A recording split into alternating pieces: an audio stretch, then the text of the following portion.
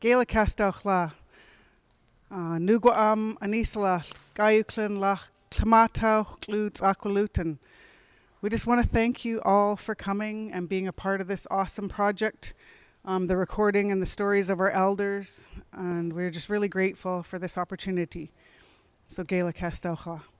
I have some youth that are going to be asking the questions of our elders, and I'm going to hand the mic over.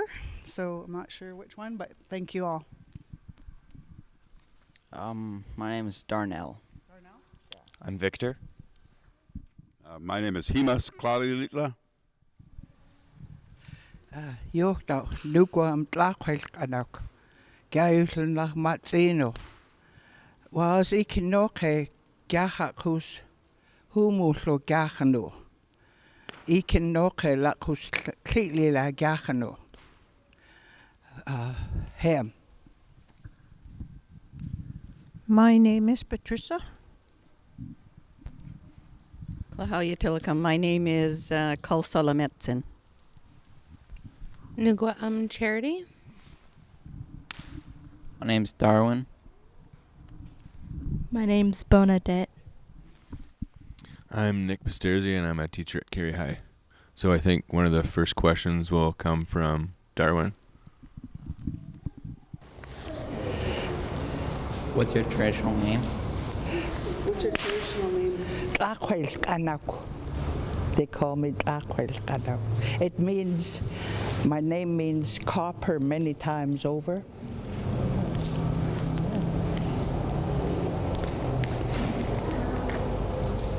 Who is your family? My grandmother and grandfather were Mary and Dan Quatel. My father is George Dick. My mother, Louisa Quatel. Where are you from? I was born right here in Campbell River. Where did you grow up? Pardon? Where did you grow up? Here in Campbell River. I've been here for 77 years. So are you willing to share your story? In my later years, I started teaching little children what little I know about our language. I don't claim to be a fluent speaker, but I do know a little bit. And the place where I work is called Laichwiltach Family Life Society. And they had some funding at one point that asked me, I write stories. They asked me if I would share one of my stories. So I gave it to them, and they made it into a book. It was published, and I get royalties. My last royalty was $2.94. And I'm very proud to be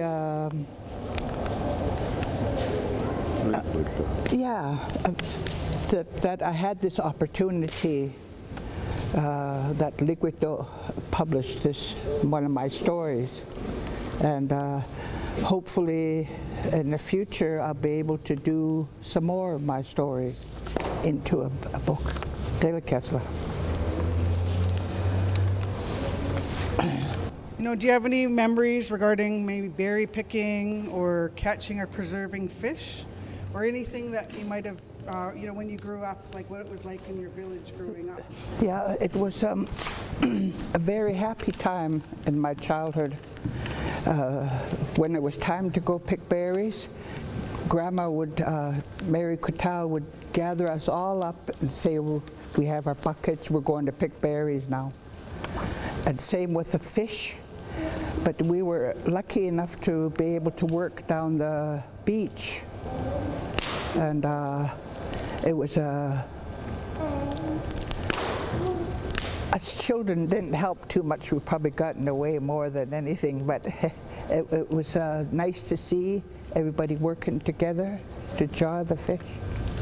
When I look at, especially what we see here today, the little ones and the older, children, there's hope for our language. I'm very dedicated in trying to, hopefully people will learn our language. There'll be more and more speaking it, and there's hope for us. So what was your traditional name? When I was growing up, I did not grow up on a reserve. But recently, I was talking to a shaman 2 years ago, and he gave me the name Kalsalametsin, which means killer whale. So, thank you. Who is your family? My family, my mother is Florence Bruce. She was a Thomas, and her mother was the George family on Burrard Inlet. And my father is Benjamin Bruce, and he's from Manitoba. Where did you grow up? Pardon? Where did you grow up? Oh, I grew up in North Vancouver, all over like First Street and the end of 15th in North Vancouver and Fell Avenue, and then, yeah. But I didn't grow up on the reserve, so. Can you share something from your childhood and what was it like growing up in your village? I didn't grow up on the village, but I remember fondly my grandmother and my mother taking us out berry picking, and it was a really fun time. And everything that we picked, we canned it or made jelly or jam, or we preserved everything. I come from a huge family of, my mother gave birth to 16 children and 14 survived. She raised them. So we preserved everything. What language did you speak or understand? I did not learn my language, and I do not understand any of the languages. Since I moved to Campbell River 20 years ago, I've been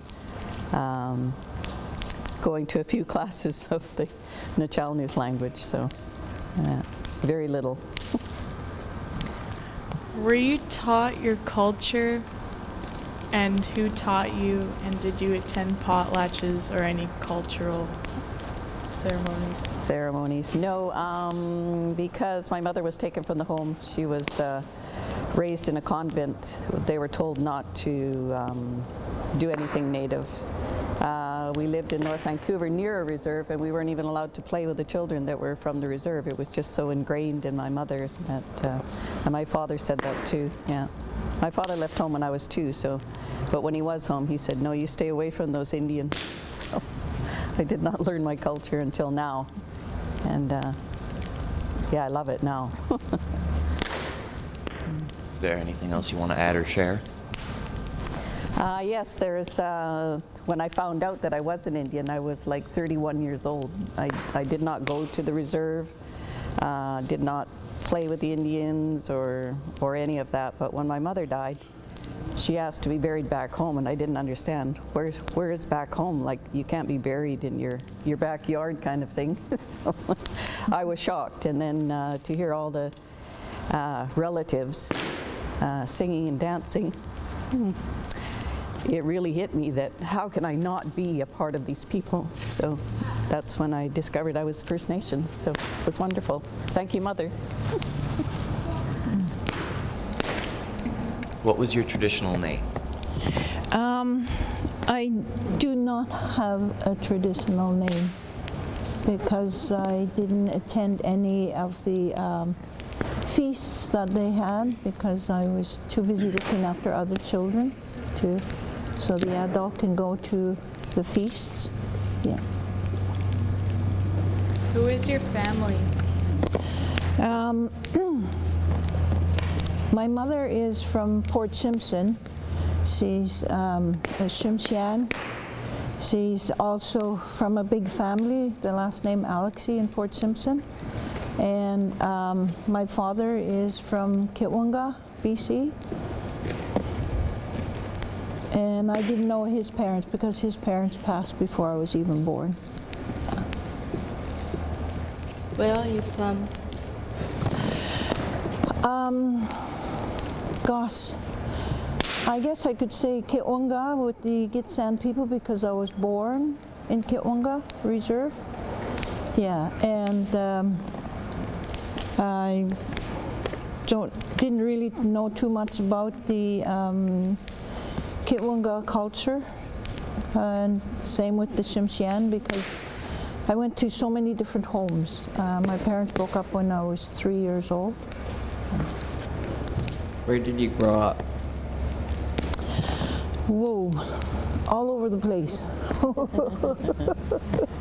There wasn't one place at all because I was a foster child of relatives. But the best place for me as a child is Kitsilas.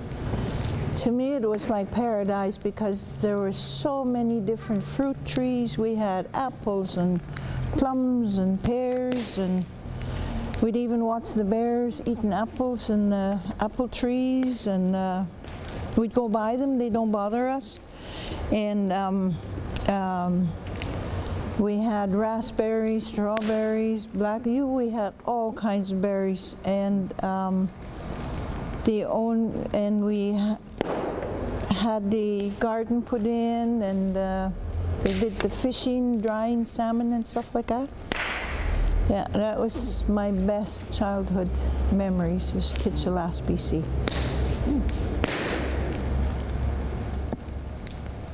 Is there any language that you spoke? I didn't speak any of the language, but I understood Tsimshian and the Gitsan language, and the way I learned to understand both of them is by hanging out with elders. Especially after I got out of the residential school, I hung out with the elders in Kitwanga. Maggie and Fred Johnson I always remember is because I used to go help clean the place, and they would tell me stories and speak to me in the Gitsan language. And I used to help Maggie and Fred Johnson with their garden, and they'd tell me stories and sing songs to me. And that is how I got to understand a language. Yeah, it was by hanging out with elders. To me, elders were so important, you know. And I thank the ones that did speak to me in the Gitsan and Tsimshian language. Yeah. As a child, were you taught your culture, and did you attend any cultural ceremonies? As a child, no. I actually learned about the culture really was when I moved to Vancouver. And I lived there for 20 years, and the lady that taught us the culture was a Cree lady. And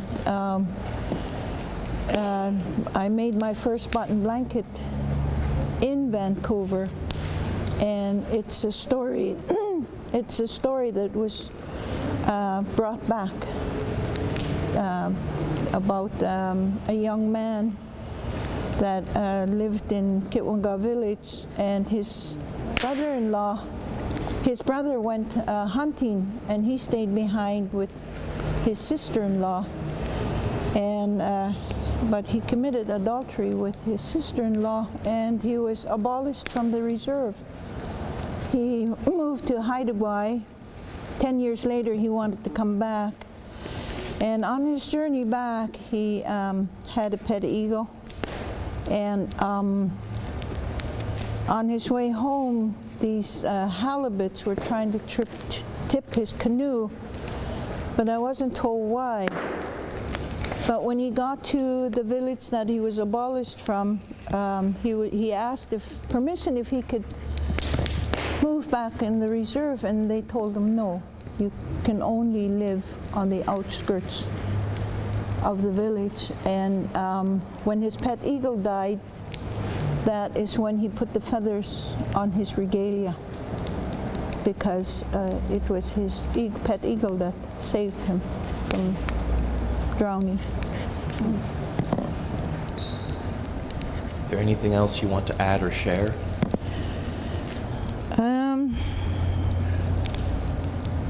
Right now, I don't think so.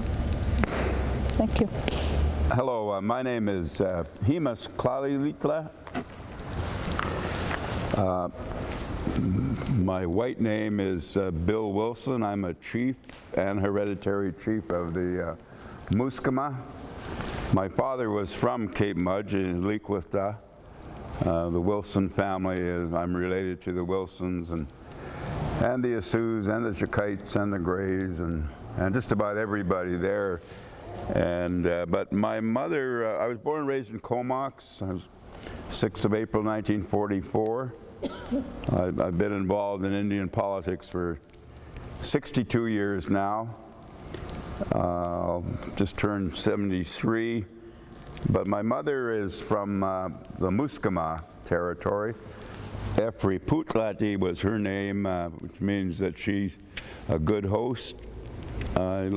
I grew up in Comox. I went to kindergarten in the Comox Legion. That's where the kindergarten was in those days. And I went from grade 1 to grade 8 in Comox Elementary, and I went from grade 9 to grade 12 in Courtney High School. And then I was lucky enough, I was a very good student. In fact, I got the highest marks in the history of the high school, 98.6 over 4 years. And I won a scholarship to go to university. And that may seem like a bragging, etc., but it was something that was a tradition in our family. We have 18 university degrees in my family. I have 2 of them. My daughter has 3 of them. My other daughter, who's the justice minister, has 2 of them. My brother had 1. My sister had 1. My other brothers had 1. Education was an important part of our upbringing. And my mother was really the cultural person in our tribe. My father was a full-blooded Indian from just above here at Simo Narrows. He grew up, went to residential school for 4 years. His father died in an accident. 5 sisters and a couple of brothers, and he had to leave school in Alert Bay, which he was thankful of when he was 12, and build a home for his mother just above the Narrows here. And he didn't talk much about residential schools, as most people who experienced did not want to talk about the horror that existed there. But he got a grade 4 education, or the equivalent of a grade 4 education, and he had to go to work and basically save his family. And he became a very adept logger. They used to hand log north of here. I don't know if you remember, but trees would grow out from the edge of the water and then grow straight up.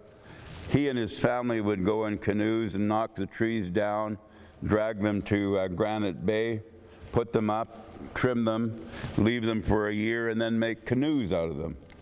And then in the springtime, when all the people congregated, the Salish people and other people congregated by what is now the lighthouse, they would bring the canoes down and sell them to the Salish people. And that's how their family started to make a fair amount of money. And then my dad became an entrepreneur, a very, very smart man. He ended up the first Indian in British Columbia to own a seine boat, a gas-powered seine boat. He owned gillnet boats and trawlers, and he did very well. He did very well. But my mother was more the cultural person. She was a Muskama from Kinkum, Guilford Island, and she was raised in the north. She was married before. They had 2 kids. And then my dad was married in Lummi to a Lummi Indian. They had 5 kids. And then when they got together, they had 4 kids. My sister Shadow, my brother Cal, my sister Donna, and myself. And I was the youngest in a family of 17 because we adopted 6 other kids who did not have places to go. Some of them became matriarchs and patriarchs in Cape Mudge and in Campbell River. Albert Wilson and Goo Wilson and other people like that they weren't relatives, but they were considered cousins of mine. I hate to admit it, but I'm related to Jimmy Wilson, No, I don't mind admitting that. Jimmy's a good guy, but we aren't really blood relationships. It's my mom took them in because their parents got killed in a boating accident. At any rate, the cultural identification part of my life comes from my mother. They used to say that my father made the money and Ethel spent it on potlatches. So she's had 6 potlatches, which cost her a considerable amount of money, and she took it upon herself to raise me to be a hamatsa, to be a chief. I am a hamatsa. I was initiated in the Kwanwatsi Big House as well as the Alert Bay Big House, and I carry with me the name Himas, which means the chief who's always there to help, Laichwiltach, which means the first rank among the eagles. So I am the highest ranking individual in my clan, Muskaba, not from here. I do not consider myself from Cape Mudge, even though my father was from Cape Mudge. My ancestry really is the Muskaba from the north. And I have to tell you that I was very fortunate. My father obviously was a very handsome man. Work with me here, would you? And my mother was a very cultural person, and we had money. I grew up in Comox and had the best of all possible worlds. My dad was, he died when I was 15, and I didn't really know him that well because he was fishing all the time. But one thing I do remember about my father was he owned a seine boat, and he owned a packing boat, and he owned a cannery, and he owned a fishing camp, scow. And I used to go and work with him. He gave me a job when I was 9 years old. And I would add up they used to have these old, most of you would be too young to remember, but they used to have these old adding machines where you punch in the numbers and you crank it, and punch in the numbers and you crank it. And then a roll of paper would come out with numbers on it. And the thing I remember about my father, he'd always say to me, he says, I'll read these numbers to you. And they were the sales slips or the purchase slips of all the salmon he had bought that day or sold that day. And he'd read it with 1375, 1851, blah, blah, blah, blah. And I'd type them in. And then before the total came in, he would tell me how much it was. It'd be $327.07. And I go, and that's exactly what it was. Now, how he got that ability, I don't know. He was obviously an arithmetic genius, even though he didn't get any education in the residential schools. And he parlayed that effort into a great deal of money. He owned seine boats, and a lot of people worked for him, and I was very lucky to be one of the younger ones. Unfortunately, he died of diabetes, the scourge that's plaguing Indian people, and I certainly hope that these young people treat themselves properly and the mothers treat themselves properly. I have diabetes. 36 years now I've been dependent on insulin, but I'm relatively healthy, and it's basically diet. You should remember that if you're young. It's not a question of inheritance, although diabetes is a chronic inherited illness. It's basically eating too much fat, too much junk food, and it's not necessarily sugar, it's just lousy food. And the Aboriginal people across the country have been plagued by diabetes because they've been drawn away from their traditional foods. Salmon, deer meat, moose meat, other meats that they help prepare or preserve. And my mom did that all the time. Eating those kind of unprocessed foods, kept us strong and kept us healthy. But I'm afraid, with the new intrusion of foods where the supermarket is not the beach, it's the super value, we get heavy, we get out of shape, we eat bad foods, and we get sick. So these young kids,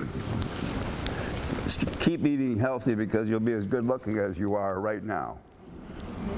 And you can grow up to be just as good looking as I am. Well, maybe not. I know. No, clearly looking after your health is an important thing, but the other important thing, of course, is knowing who you are, what you are, where you're from, what you're doing. As I said, my name is Himas Klalilitla. My original name was Punguid. Punguid means he who is so superior as to exist above and look down on others. But that was a boy's name. That was like Wisa here would be named that name. And then my second name was Ma'inuk. Ma'inuk means killer whale. That was a gradually higher name. And then I got Himas, which means the chief who's always there to help. And then later on I got Klalilitla. But these are all outstanding names come to me because of my mother's inheritance and her insistence that I practice the culture, learn the dances. I did the Hamatsa dance, and it almost killed me. I was in perfectly good shape at the time. I was 27 years old, but it almost killed me. And now I see young people doing the Hamatsa dance to become a chief. And so I am a chief now. I intend to pass my Hamatsa on to my son this November, perhaps in this big house. I'm not entirely sure yet where. But all of that came from my mother's side of the family. And I must admit that I really do not know very well the Wilson side of the family from Cape Mudge. I am related to probably half of all the people in this room and probably half of the people on the Campbell River and Cape Mudge Reserve, and yet I don't know them because my experience was after I went to Vancouver in 1962 on a scholarship. I stayed there and ended up getting a law degree and getting an arts degree and getting married and having children, and but I was traveling for 62 years, and I coming here to this place and coming to Comox and where I grew up, and coming to Guilford and Kinkham and other places like that. That's really, I realized finally that that's home. But the solid basis of identification came, of course, from my mother. And those of you who knew her would remember that she was a very strong individual. She never put up with anybody, and she taught that kind of strength to me. So I'm very pleased that I inherited her cultural strength. I inherited the names. I earned the names. I don't speak the language. I speak English and I speak French. I don't speak Kwakwala particularly well, but there are a few words that I know in Kwakwala only because people said them over and over to me. One phrase, of course, is Klumayaksam Bagwanam, which of course means you're a bad little boy. I heard that a lot. And then when I was in Alert Bay, I heard, oh, Kluma Iksu from the women. You don't believe this? Yeah. For those of you who don't know, Kluma Iksu means, boy, is he handsome. At any rate, I can understand Kwakwala better than I let my mothers know. You know, because they would talk in Kwakwala thinking that I didn't know what they were talking about. So I would pretend I was stupid, but I would listen to them. And I'm descendant, I was raised by women. My mom and my aunts and my sisters, and I was very, very fortunate. I was called the chosen one because we did not have a Hamatsa in our tribe and we did not have a lawyer in our tribe, and so they raised me to do that. And I'm very thankful for that. And I've had a good career. Why I'm limping around is I fell down on deck and cut up my leg a bit, but I'll be all right. I've got to leave you with a couple of stories, perhaps. There's so many stories because of the young people here I can't tell you, but I would love to. Not that they're bad stories, it's just my mother was a very, very outspoken person. But I remember one time we were at a constitutional conference in Ottawa in March of 1983. And I was there as a delegate on behalf of the Native Council of Canada, and I was fortunate enough to be a spokesperson. You can see, if you want to, the discussions that took place there. We changed the Constitution, the newly patriated Constitution, which came to us in '82 from England. We put in Section 35(1) and Section 25(1)A. The existing Aboriginal title and treaty rights shall be hereby recognized and affirmed. And the Aboriginal people there were the ones that changed. The first and only amendment to Canada's Constitution. We argued it, I helped to draft it, and we were successfully had it enshrined. So the first and only amendment, if you ever want to look it up, we did that. Native Indian people across the country did that. And there are 2 films, 55 minutes long each. It's called Dancing Around the Table.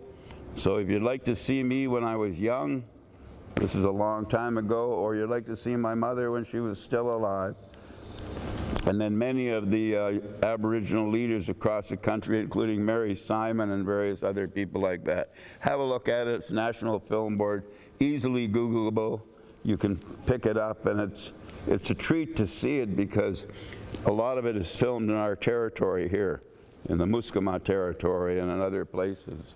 But the story that I wanted to tell you is that we were at the Constitutional Conference in the old railroad yard in Ottawa across from the Chateau Laurier, and we were arguing about equality, the question of equality between men and women at the time. And this French-Canadian reporter asked my mother, "Do you believe in equality?" And my mother said, "No damn way." And the lady said, "Well, why wouldn't you believe in equality?" She said, "Because I've never been equal in my life, and I wouldn't take a step down now." She said that men are inferior to women, and the only time men can be superior to women or equal to women is when they can give birth and raise children properly. Well, that's what I grew up with. You know, so the whole debate about, you know, male superiority, which sadly we inherited from the white man, to me is just silliness. You know, there was never any doubt in my mind who was superior in my tribe. It was my mother. Her name was Putlati, and she said that simply means she's a good host. So even though I had all these other names that made me seem superior, my mom summed it up by saying, "Well, he's just my little boy." And I just let him speak for me because that's his job. That's what I raised him to do. And I accepted that. That was as good for me as anything. And so I hope we continue in the traditions that you're demonstrating here with regard to the blankets. I mean, there's something magic in blankets. I don't know if you know this yet. And if you're a young Aboriginal person, I'm sure there's a lot of confusion in regard to what goes on because you're pushed and pulled in various directions. You have TV and you have non-Indian assumptions about who or what you should be. You have the churches, the residential schools. Even though you didn't go to them, the residual effect of residential schools is being visited upon these young people. You know, the kind of things that happen to our people in those evil, bloody institutions. And I didn't go, luckily, so we've got all kinds of things to be proud of. But one of the key things we need to be proud of is this big house and the teachings that exist within this big house and must continue to be made within this big house. You can go on and become whatever it is you want to be. As I said, my daughter is now the Justice Minister of Canada. She's the highest ranking legal authority in the country. And yet she, to me, more importantly, is an Indian. You know, she is one of the people who has demonstrated that you can do anything you want to in the world, but what you need to do is be yourself. And I look forward to, I hope to live another 10 or 20 or 30 years. I look forward to our people continuing to come back to the land because I can tell you from experience, going away is so attractive and staying away is so easy. Vancouver is a wonderful place. Ottawa is a wonderful place. Victoria is a wonderful place, but it isn't home. That's not where your roots are. This is where your roots are. If you're from here or from some other place, go out and get an education, get the best you can, and then come back and work with your people. That, to me, is the most important thing. The survival of our culture, the revitalization of our language, the restoration of our health. And that's something we need to do. We have health problems that come mainly from the fact that we're marginalized, we eat lousy food, we drink too much in some cases, we smoke too much, and then we have some other insidious disease, pot, drugs, and other things. But you know one of the things that's destroying us the most? Those stupid cell phones. We're on the third generation of illiterate people. Illiterate people, by the way, for those who are illiterate, means you can't read and you can't write. And you can't read or write because you're buggering around texting on those stupid cell phones. I kid you not, I'd be willing to believe that there aren't many library cards here. Maybe the teacher's got one, a few other people may have them.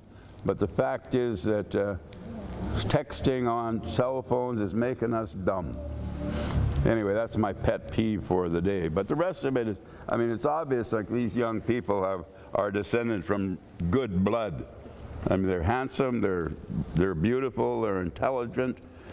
You know, we've got a world to build for ourselves. You know, there's going to be, you know, long after I'm gone, other people are gone.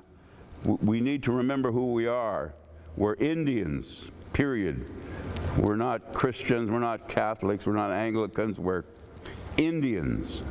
And then if you're a Muskama or a Laichwiltach or a Gitsan or a Wet'suwet'en or a Haida or a Tsimshian, that's who you are, that's who you were born, that's who you've got to continue to be. So it's wonderful to be here. And I thank Dana and the others and my old girlfriend here. No, she's not an old girlfriend. She's a young girlfriend. Anyway, well, thank you very much. And I know I went on too long, but it's thousands and thousands of stories to tell you. And maybe we can do it again, Dana, because my wife is going to become the author in residence at the Haig Brown House. So she's going to be here for 5 months, and I will accompany her. She is a famous author. She wrote, They Call Me Number One, Secrets and Survival at an Indian Residential School. Her name is Bev Sellers, and her second book is now out on the market, and it's a bestseller as well. It's called Price Paid, The Struggle for Individual Survival. So she'll be here for 5 months, and I'll be with her, and I hope to see you all again, and maybe I'll get to start to know some of my Wilson family, because I must admit, I don't know that part of my family that well, but I'm lucky enough. I'm staying at June Johnson's place, and I think I put on about 10 pounds, and I've only been there 5 days. So anyway, thank you for the opportunity for just mouthing off. But remember, you're the best people on the face of the earth. Don't let anybody ever tell you less. Don't ever believe less than that. You're not just special, you're the best. So we can all be the best. I'm going to be singing a welcoming song for our Laichwiltach people. And the song was composed by myself and my 2 cousins, Blackwiscombe Junior Henderson and Jessa Curtis Wilson. And we composed that song a couple of years ago for CARIHI, for the 50th anniversary of CARIHI. And we didn't have a welcoming song for our Laichwiltach people. So we wanted to compose this song for our people to have, to share, to welcome everyone to the Laichwiltach territory. So, yeah.